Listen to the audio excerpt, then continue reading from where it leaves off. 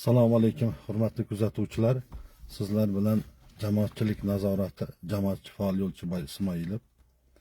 Men o'z chiqishlarimda Abror Muxtor Alini odob masalasida, islomiy madaniyat masalasida bir fuqaro, bir iste'molchi sifatida men o'sha o'zbekona tarbiya olgan, o'zbekona tarbiya beradigan oilada o'sgan bir farzand sifatida shu dindan, shu madaniyat masalasida, odob masalasida bunga qilayotgan e'tirozlarimni o'sha dalillari bilan keyin o'sha ulamolarga taqqoslashlik bilan men ko'rsatdim.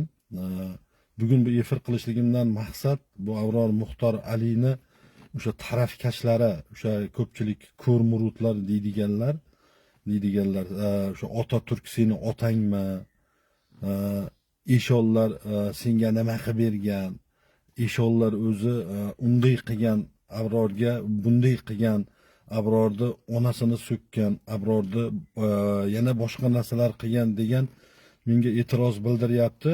Bu e'tiroz bildirayotganlar o'zi o'sha ko'rmurutligi bilinib turibdi. Sababi agar unda bir vijdon bo'lganda, iymonni qo'yavering. Agar vijdon bo'lganda Abror Muxtorni o'sha har bir kishiga bir qaysidir bir ayibni tamg'alayib turgan vaqtida xolis bir Alloh uchun taroziga qo'yib ko'rardi. O'sha iymon tarozisiga qo'yib ko'rardi. O'sha dinni odob, o'sha axloq tarozisiga qo'yib ko'rardi.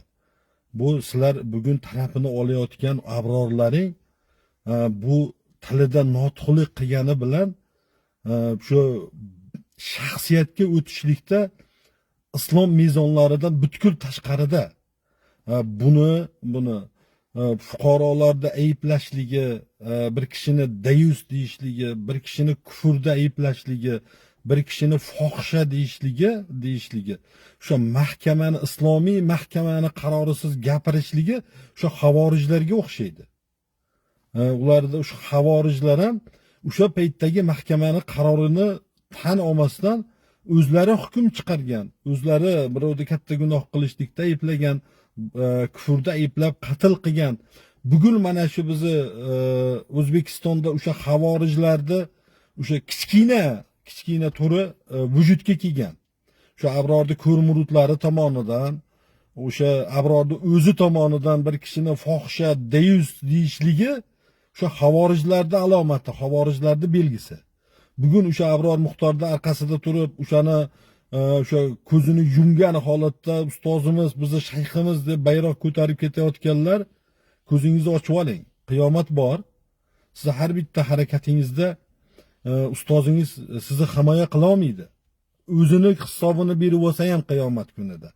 Biz u Abrorni fiqh masalasiga, o'sha chuqur bilim talab qiladigan masalalariga aralashgan yoki gapirib turgan joyimiz yo'q. Lekin buni har qanday musulmon odam biladigan odob, madaniyat masalasida e'tirozimiz bor. Bunga hech kim huquq bergani yo'q. Bir kishini fohisha deyishlikka, bir kishini dayus deyishlikka, bir kishini kufr deyishlikda unga hech kim vakolat berib qo'ygani yo'q. Abrorni bugun biz o'sha qilayotgan tahlillarimizda buni harakatlaridan o'sha vahobiylikni kichkina o'sha boshlanish, bu ko'rinib turgan joyi kichkina, balki uni orqasida biz o'sha tasavvur qilgandan kattaroq qismi joylashib turgandir. Bugun o'sha bizga e'tiroz bildirayotgan o'sha ko'rmurutlar, o'sha erkin e'tiqod guruhida faoliyat olib borib, o'sha joyda qozixonada ishtirok etayotganlar, ko'zingizni ochib qo'ying. Siz qonuniy davlatda yashayapsiz. Islomda siz himoya qilyap turganingiz yo'q. Siz islomni ichidan yemiryapsiz. Islomda siz agar ko'rsatayotgan, siz o'sha bugun hammaga mana bu islom deb ko'rsatayotgan, o'sha siz o'sha deyus deyotgan, siz o'sha fohisha deyotgan islom bo'lsa, bu toza islom emas. Toza islom o'sha payg'ambarona madaniyat, payg'ambarona odob o'sha ulamolarda silsilasi bilan davom etadi. Qaysidir bir og'zi shalaq islom kitoblarini o'qigan, notiqlik darajasiga yetib borgan odamni biz islom deb bilmaymiz. Islom uni xulqida, uni har bir harakatida madaniyatda ko'rinishligi islom bo'ladi.